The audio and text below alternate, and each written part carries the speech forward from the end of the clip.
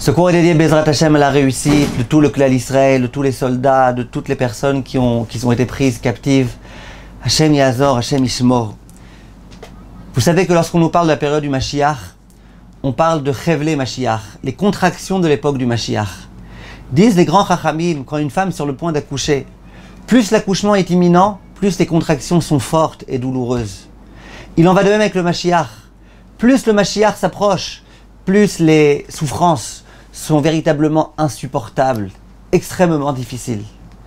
Et c'est ce que nous sommes en train de vivre, des souffrances, des angoisses, terribles, terribles, terribles, terribles. Plus le temps passe, et plus nous voyons combien ils ont été barbares, combien ils ont été cruels. Mais pas simplement ça, combien aussi ils sont puissants, combien ils sont forts, combien ils ont de la stratégie, ils ont des ingénieurs qui travaillent pendant des heures et des heures chaque jour pour réussir à confectionner des bombes, des explosifs. Et en l'occurrence, ça fait déjà près d'1 an qu'ils sont en train de s'entraîner à réussir à faire exploser la barrière de séparation entre la bande de Gaza et Israël. Ils se sont entraînés, et finalement, ils ont réussi. Nous avons affaire à une armée qui est, face à nous, puissante, qui a de la force, et à nouveau, on risque de tomber dans le piège de croire que ça va, nous aussi on a une armée puissante. Nous comprenons bien, vu ce qui s'est passé, que la seule chose qui nous reste, c'est de nous remettre entre les mains d'Akadosh Baruch Hu.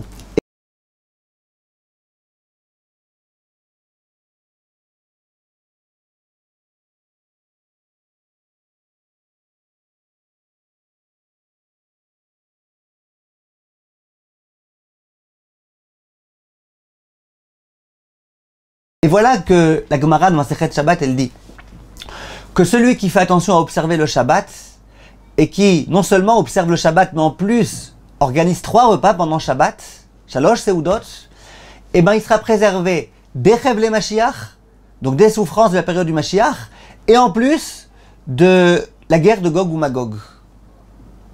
Et j'aimerais vous dire quelque chose, mes chers amis. 2 choses.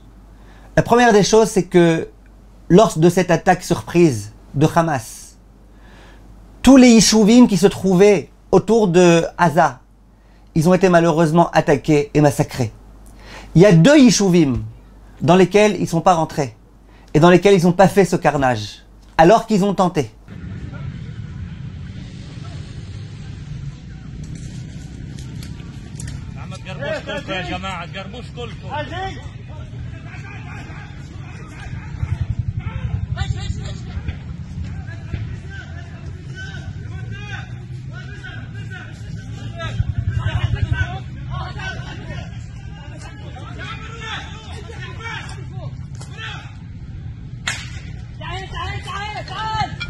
Ces Yishuvim s'appellent Saad et Miflassim.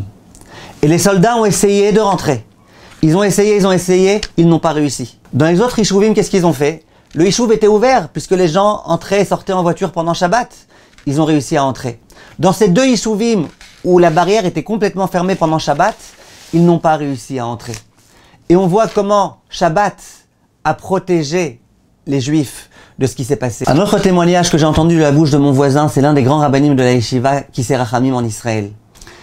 Il a entendu de la bouche de cette propre personne, elle s'appelle Madame Meshi. Cette jeune fille, c'est une jeune fille qui, il y a à peu près 1 mois, elle était dans un séminaire dans lequel on a essayé de les renforcer dans l'observance du Shabbat. Et elle a pris sur elle, de façon claire, nette et précise, d'observer le Shabbat. C'est une fille pas religieuse du tout. Pas religieuse du tout. Mais elle a pris sur elle, au moins, d'observer le Shabbat. Et voilà que lorsqu'elle a été invitée à ce fameux festival dans lequel il y a eu 250 morts, elle a dit, écoutez, moi je peux venir là-bas jeudi, vendredi, mais Shabbat, je ne resterai pas là-bas, je me suis engagé à observer le Shabbat. Elle est partie juste avant Shabbat, elle et ses copains. Et voilà comment elle a été préservée. On voit, et j'imagine qu'il y aura d'autres histoires qui viendront avec le temps, on voit combien le Shabbat, il préserve ceux qui l'observent.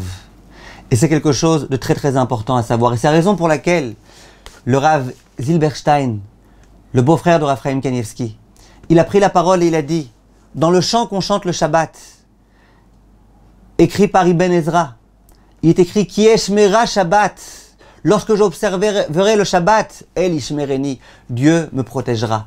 Pour être protégé, il faut observer le Shabbat.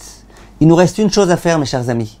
Faire très attention à l'observance du Shabbat. Ceux qui peuvent se renforcer, comme ils peuvent, eh bien qu'ils le fassent. Les Juifs dans le monde entier sont en train de se renforcer. Il y a eu, dans tout type d'endroits, Baruch Hashem, des femmes qui ont pris sur elles de jeter leur habit qui n'était pas tsniout et de le brûler en l'honneur et pour la réussite des soldats. On comprend bien maintenant que ce qui peut aider, ce qui peut amener la délivrance, ce qui peut nous sortir de cette situation impossible, c'est uniquement de se renforcer dans ce qu'Hachem attend de nous. Commençons à observer le Shabbat davantage. Essayons d'organiser des cours sur les halachot Shabbat davantage. Essayons de faire venir un maximum de monde à ces cours, à nos Shabbatot organisés quand on en organise. Essayons de faire en sorte que le Shabbat, il retrouve la place qu'il doit avoir, Bezrat Hashem. Et c'est le Shabbat qui nous protège. À l'époque du Chazon Ish, il y a environ 80 ans, le Chazon Ish, il avait dit à Bnei Brak, il n'y aura aucun missile qui tombera. Parce que Bnei Brak, c'est un endroit dans lequel on observe le Shabbat. Et pendant toutes ces années-là, le Rav Chaim Kanievski, toute la vie du Rav Chaim Kanievski, il n'y a jamais eu un missile qui est tombé sur Bnei Brak. Et le Rav Kanievski disait à tout le monde, c'est pas la peine de vous inquiéter. Sur Bnei Brak, ne vous inquiétez pas, il n'y aura pas de missile. Et c'est ce qui s'est produit. Celui qui observe le Shabbat le protège. Be'atzlacha, et diffusez ça autour de vous, mes chers amis. Kol Tov.